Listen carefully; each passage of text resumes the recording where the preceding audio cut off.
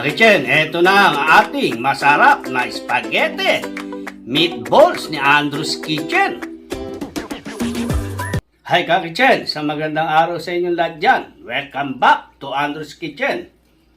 Ngayong araw na ito, kakaibang recipe na naman ang ating lulutuin. Ito'y tamang-tama sa mga handaan.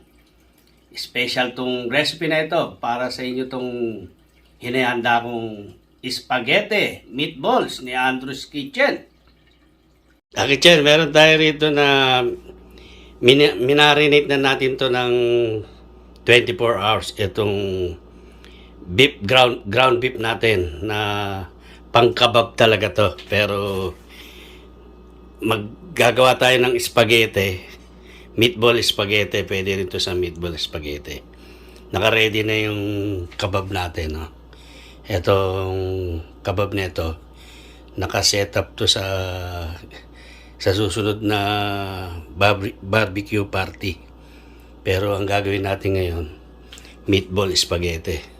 Ang ingredients na itong ground beef natin, pinagsama-sama natin yung green peppers, red peppers, at saka pamintang durog, salt, at saka garlic. Yan lang ang ating pinaghalo-halo rito. Ngayon gagawin natin itong meatball. Meron tayong vegetable oil dito para maganda yung texture ng meatball natin. Babasahin natin yung kamay natin ng oil. Yan yan.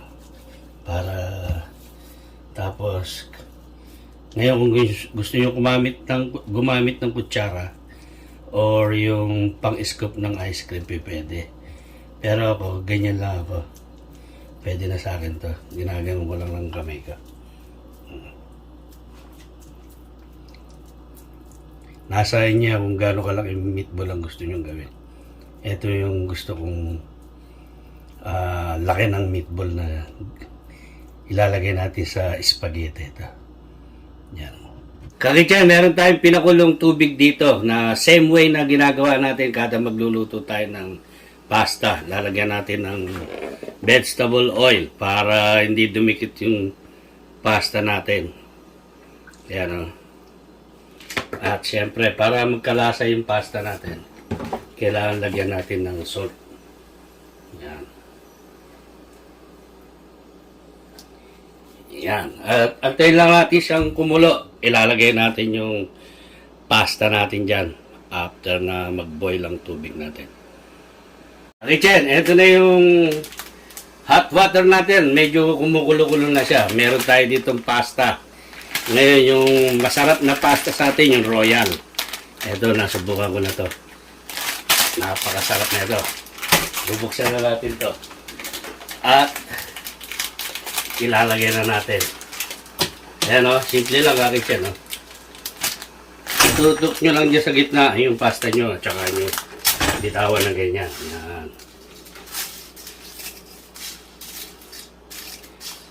Antayin lang natin na malubog natin ng maayos yung pasta natin sa tubig. At maya-maya lang yan. Magme-melt na siya. Dahan-dahan siyang maluluto. Yan. Haalagaan natin siya sa paghalo para hindi magdikit-dikit. Kagidya, ito na yung pasta natin, oh. Okay, hindi siya lusak. Ayan, oh. Hindi siya lusak, oh. Agad siya ng tubig na malamig, oh. Hindi siya nag-overcook. Kumbaga sa, naagapan siya ng tubig na malamig. Ayan, oh. Hindi siya lusak. Kagidya, meron tayong tatlong sausage dito. Ito ang imimix natin sa sauce natin. Meron na tayong meatball na ginawa. Ito naman ang magiging pinaka-halo natin sa sauce natin. Itong sausage. Ngayon, kung wala kayo sausage yung hotdog sa atin, hiwain natin to ng maliliit para humalo sa sauce natin to.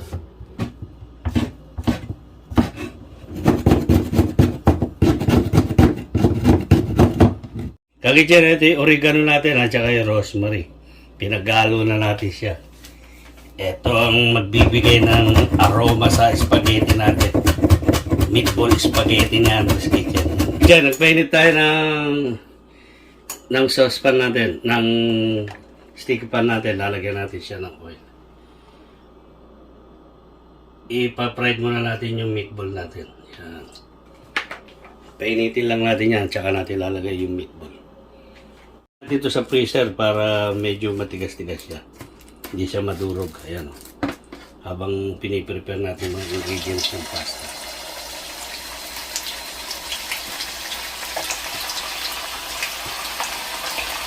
I-medium heat nyo lang para hindi masunog yung meatball. Bakit siya? Ito na yung meatball natin. Separate na natin siya.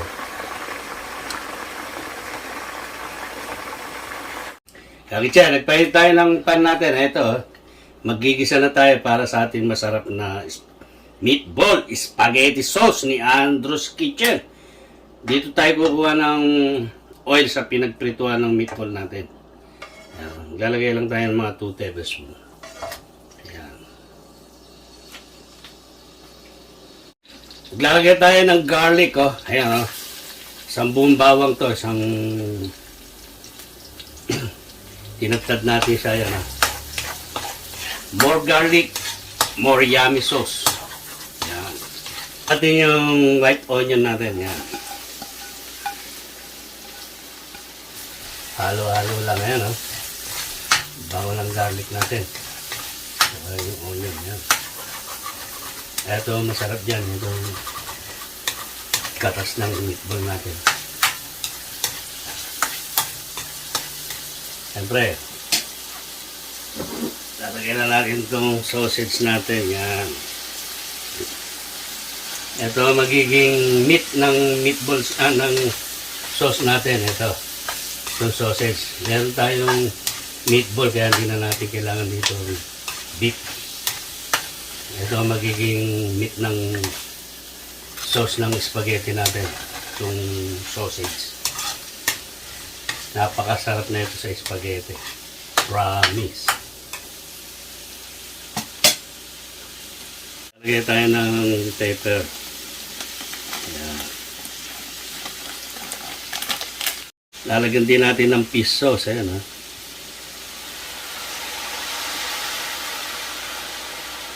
Oh. Lalagay rin tayo. Ito yung oregano tsaka yung rosemary natin kinuha sa garden natin. Yan. Yan. Fresh yan. Ang bango ng oregano natin. Oh. Tsaka yung rosemary. Mix lang natin siya. Ayan.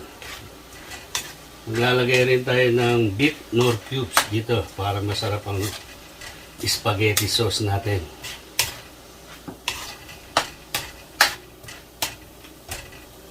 Beef natin, dalawa ilalagay natin para masarap ang sauce natin. Ito gamit nating spaghetti sauce, itong UFC Sweet Filipino Style spaghetti sauce. Itong UFC na ito, kompleto na to. Kompleto na ang sarap na ito. Hindi nyo na kailangan maglagay ng asukal.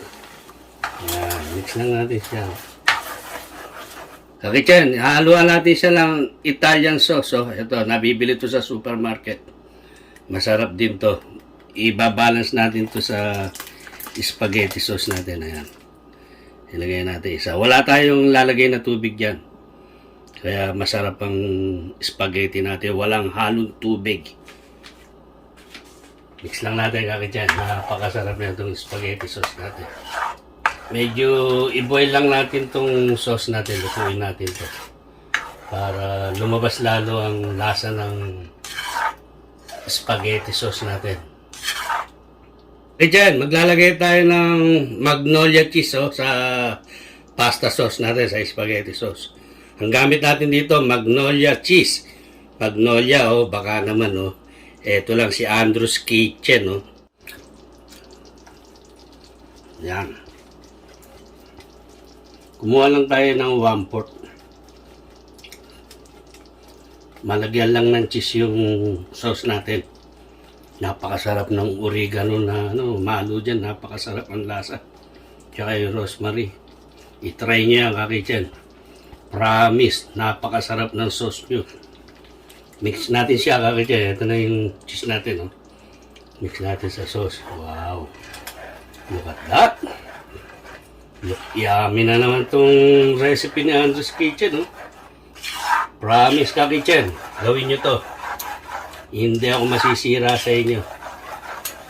Tingnan natin yung sauce ng meatballs natin, spaghetti meatballs. Ayan, kakitchen. Wow! Napakalinamnam ng sauce. Sauce pa lang, ulam na. Yung meatball kebab natin, ilalagay na natin siya rito.